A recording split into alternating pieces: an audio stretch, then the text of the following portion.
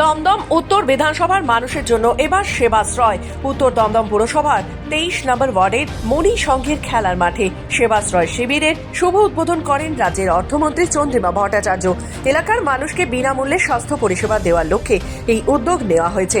মূলত এলাকার বিধায়ক রাজ্যের মন্ত্রী চন্দ্রিমা ভট্টাচার্যের তত্ত্বাবধানে এই পরিষেবা প্রদান চলছে, যেখানে উত্তর দমদমের মানুষকে সমস্ত রকম স্বাস্থ্য পরিষেবা দেওয়া হবে। কারো অস্ত্রোপচারের প্রয়োজন হলে তারও ব্যবস্থা করে দেওয়া হবে।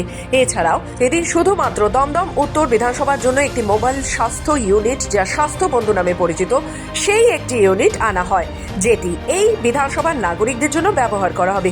এদিন এই সেবাশ্রয় অনুষ্ঠানে উপস্থিত ছিলেন রাজ্যের মন্ত্রী চন্দ্রিমা ভট্টাচার্য, সাংসদ সৌগত রায়, উত্তর দমদম এবং নববারাকপুর পুরসভার প্রধান বিধান বিশ্বাস, প্রবীর সাহা সহ বিভিন্ন ওয়ার্ডের পুর পরিষদ সদস্য ও পুর প্রতিনিধি, চিকিৎসক ব্যক্তিবর্গ।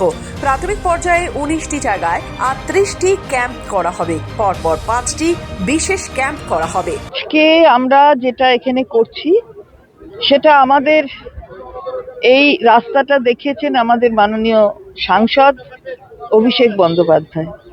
আমরা স্বাস্থ্য শিবির অথবা রক্তদান শিবির এগুলো আমরা সবসময় করে থাকি, কিন্তু সবকিছু এক জায়গায় এবং টানা কিছু সময় ধরে করা, সেটা সেবাশ্রয়ের কর্মসূচির মাধ্যমে ডায়মন্ড হারবার লোকসভা কেন্দ্রে সাংসদ হিসেবে অভিষেক বন্দ্যোপাধ্যায় করেছে। প্রথম পর্ব হয়ে গেছে, দ্বিতীয় পর্বও চলছে।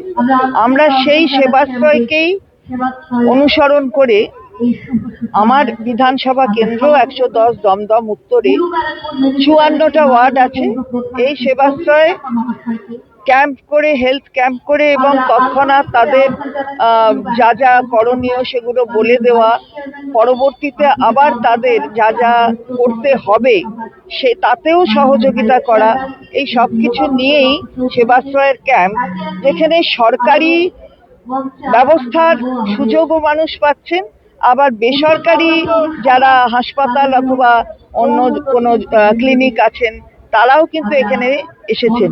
কারণ সরকার মনে করে যে সরকার সম্পূর্ণ বৃত্তটা তখনই পূর্ণ করতে পারে যখন সরকার এবং বেসরকারি ব্যবস্থা একসাথে কাজ করে।